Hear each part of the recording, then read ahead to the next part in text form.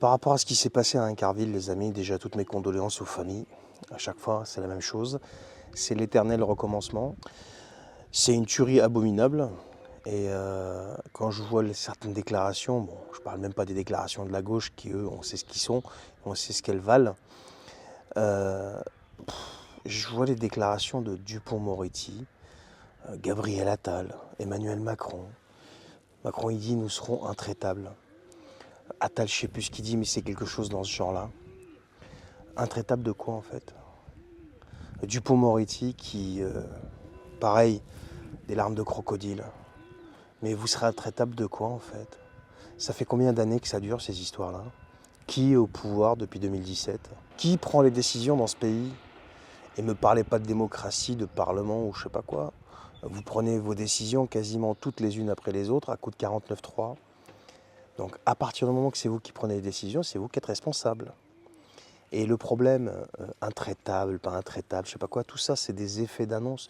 Tout ça, tout le monde le sait, que même si vous les chopez, les mecs, ils vont prendre quoi? Et ils sortiront au bout de combien de temps? Et là, dès que les autres partis vont en parler, vont dénoncer votre inaction, vont dénoncer votre laxisme, et tout ce qui va avec, eh bien, vous allez hurler à la mort, hurler à la récupération. Et il s'avérera à ce moment-là, comme d'habitude, que c'est vous qui faites de la fausse récupération.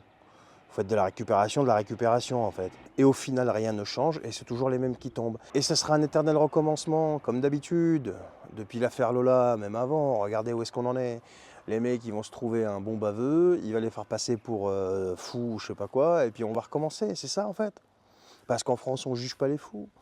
Jusqu'à la prochaine. Et encore la prochaine, sauf que là, il y a 2 papas qui sont morts.